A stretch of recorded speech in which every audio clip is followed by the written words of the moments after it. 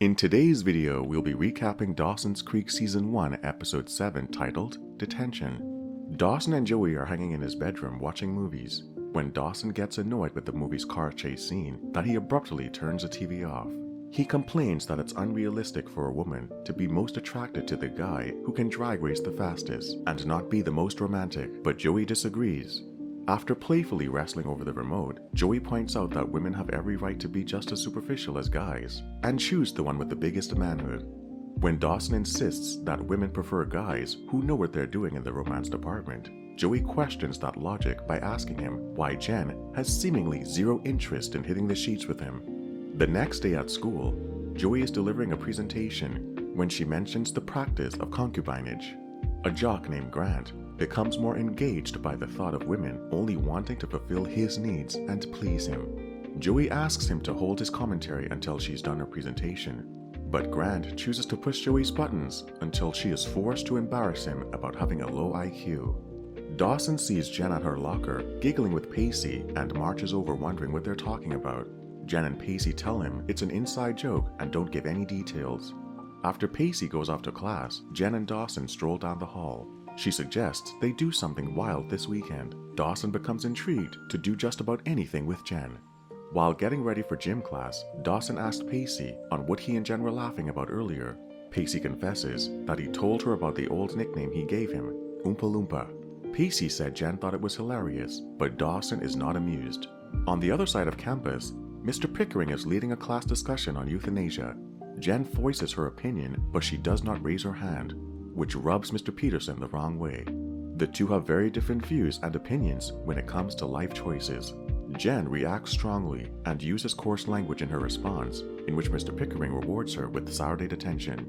Meanwhile, Joey is in the cafeteria food line when Grant cuts ahead of her in line. He starts boasting his ego by saying the school is his castle, and whatever he wants, he gets, and proceeds to ask Joey how she'd prefer to serve him, as his servant or concubine. Joey, not amused in the slightest, responds by punching him twice and smashing her food tray into his friend's face, making her point very clear she is not interested. Meanwhile, Pacey convinces Dawson to stay after gym class and play some one-on-one in front of the cheerleaders. Dawson agrees, but starts getting irritated when Pacey scores a few baskets and starts calling him Oompa Loompa. Dawson strangely reacts by flying into a rage and throwing the basketball at Pacey's head, hitting him in the face. The cheerleaders react by rushing over to Pacey, but the coach, visibly upset by Dawson's behavior, tells him he has Saturday detention. It's now Saturday morning. Dawson and Jen arrive at school, ready to serve their time in detention. When they enter the library, they see Pacey with a broken nose and black eyes sitting at one of the tables. Surprised, Jen asks what did he do to get detention. Not wanting to get into it, he simply says it's a long story. Abby Morgan, a girl who gets on everyone's nerves with her attitude, protesting that she's better off spending her weekend serving the community. When Abby sees who's joining her, she is not impressed.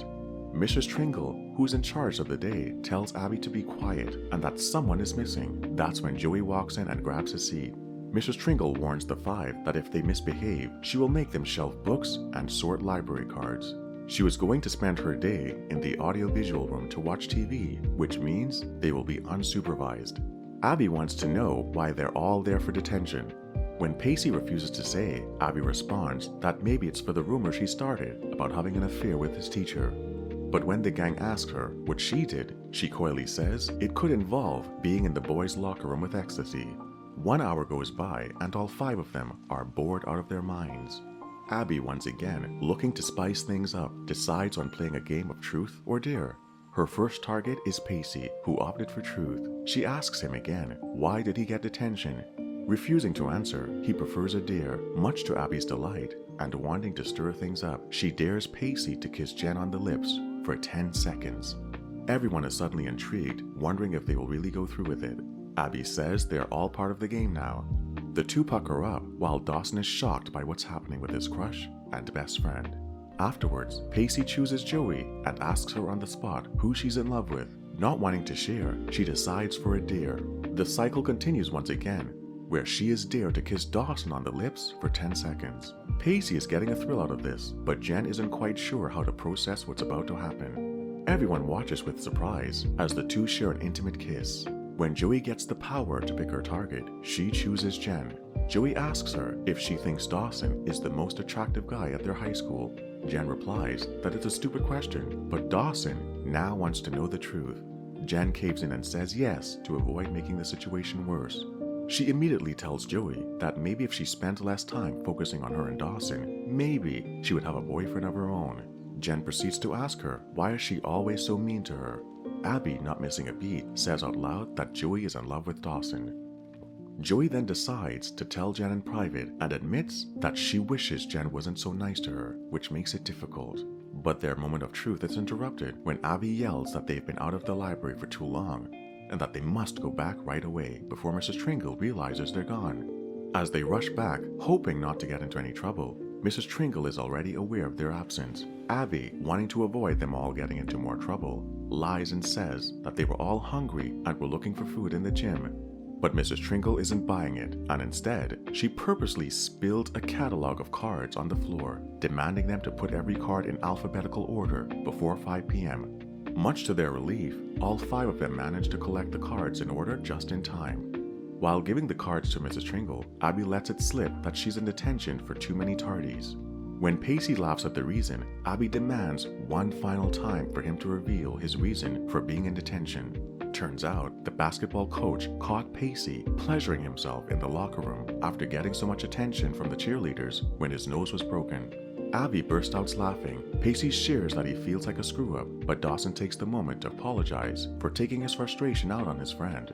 He further explains that he's been looking for reasons as to why he and Jen haven't been intimate. But Jen tells him that he helps her through really bad days while adjusting to her new life living in Capeside and that he's very romantic.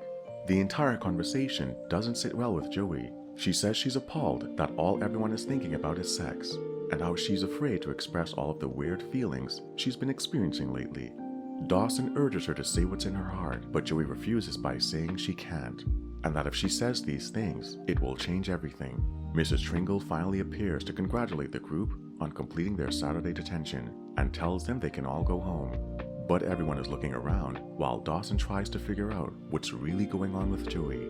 That's it for today's recap. Don't forget to like this video, share your comments below, and subscribe. Thank you for watching, and we'll see you in the next video.